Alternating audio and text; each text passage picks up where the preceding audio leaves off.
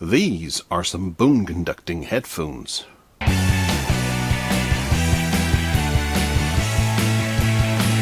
Alright, these are the Vidonn bone conducting headphones. That's actually V-I-D-O-N-N, just in case you're looking them up. Took me a wee while to work that out. It doesn't actually say Vidonn anywhere else in the packaging that I was able to see. I guess you can see it a wee bit better there, but it wasn't initially obvious that it was Vidonn. These are the F1 headphones. These cost around about £70, and they are, as I mentioned, bone conducting. And this is my first actual experience of bone conducting technology. I've never really tried them before. I did shove one set on once, I think in the Sony Centre or something like that, and had a quick listen to something and then walked away. But I've never spent any time with bone conducting, so I'm going to spend some time with bone conducting. It's a nice enough box, it's sleekly designed. It says F1 down in the corner here, and it has a list of the features on the side here, of which you can see it does music, it has an ultra long standby, it does calls, it has CVC noise cancelling built into it, there is wireless, waterproofing, and they are lightweight. So essentially these go just in front of your ears, where your temples are, and then this goes around the back of your head and you listen to music. I think there's a little speaker there that pushes it into your ear so you can hear it, and everything else goes bzz, bzz, through your skull and uses your skull as a speaker. I mentioned that to my wife earlier today and she thought that sounds terrible.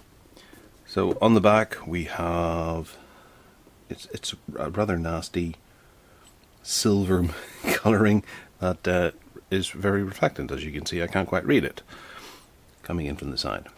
We have IP55 waterproof design, bone conducting technology, open ear, titanium alloy backbone, lighter and more flexible, larger capacity battery, 6 hours of playtime, and that'll be that.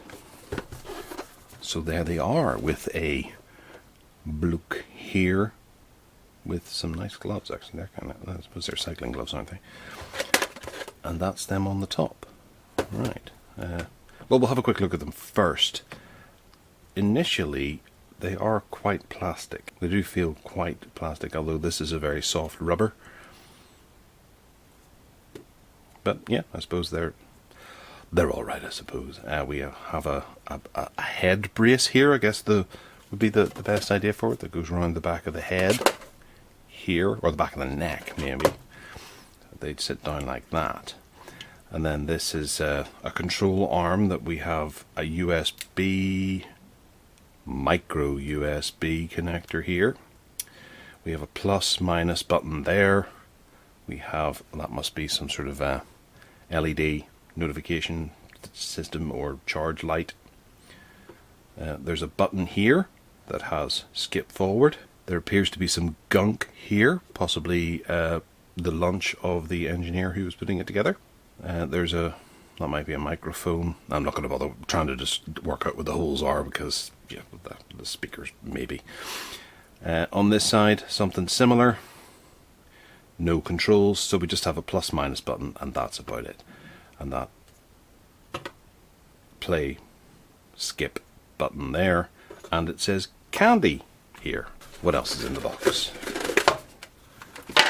Ooh, goodies. We have a micro USB charger for anyone who needs one. It's fairly okay, just standard micro USB charger. We have earplugs, tampons, bouchons, made by 3M, so maybe quite good. And then we have a little instruction manual. Right, user guide. So there we have the functions. In case you lose the instruction guide, you can see what to do there. Quick user guide here. That's a multi-function button as opposed to just a skip. And there we have more functions. Power on, off, volume up, press and hold for 3 seconds, like you're going to remember all of these. The LED indicator has lots of different functions for you to get confused by in the months to come, and storage and maintenance guide. Due to the character of Bluetooth, your body may resist the Bluetooth signal.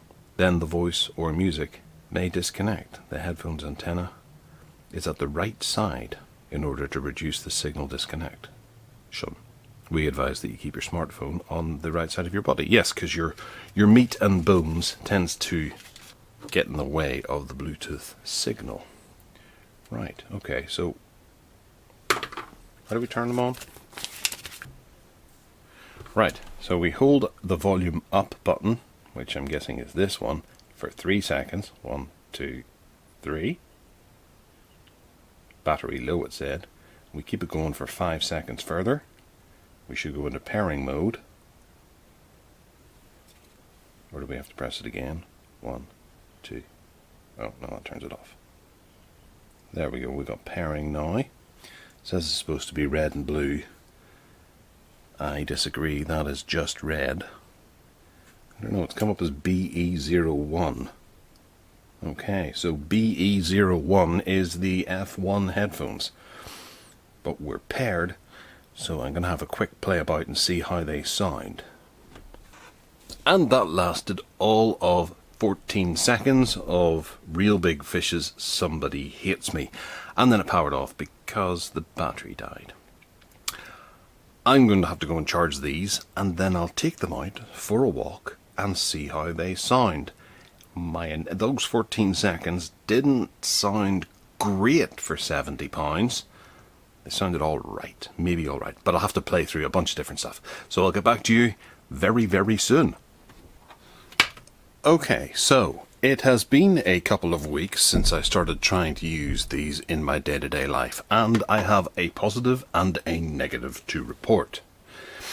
The first is that the sound quality is actually surprisingly good. The way that it pushes the sound out of here, alongside little bits of vibration coming through from these softer pads here, does actually give you a bit of a unique experience. It's easy enough to listen back to some things on it on the go and flip between things like phone calls, and whilst there's very limited controls on the side here, plus and minus, and I tend not to get bogged down into actually learning how these controls actually worked, the volume is all I really used here, and it worked fine. But, and there is a big but, they're really tight. Now, I'm a 6'3" kind of bloke with not the largest head in the world, but still a big enough head, and they are really quite tight. I found that wearing them over the ear was okay until you look up, in which case these pull back into your ears and you have to constantly adjust them. So if you're wearing them while cycling or something like that, they're always going to get in the way. I ended up putting them on this way, which I don't know if that's right or wrong. It doesn't seem to show that very much on any of the diagrams, but I felt that it was a wee bit more comfortable, and oddly enough, it sounded a wee bit better. Now, the microphone's not pointing at your mouth, so phone calls won't work terribly well, but it allowed me to be able to look up with a little more ease. Turning your head can sometimes be a wee bit difficult, especially if you were to lurch straight round, either way around, would tend to dislodge them as well. So if you have a smaller head, or perhaps even for children, these might be quite good. And this is quite important. And these would work rather well for children because they fit snugly on the head of said child. You don't put them directly in the ear, and there's no risk of them putting it up so loud that they're going to damage their ear canals. And also they can hear what's going on around them, so they can hear you when you're calling them for dinner, or if they're out walking around crossing the road or something, they're not going to damage themselves, and they'll fit perfectly. I'd really recommend these for kids if you're looking to give a set of headphones to your children.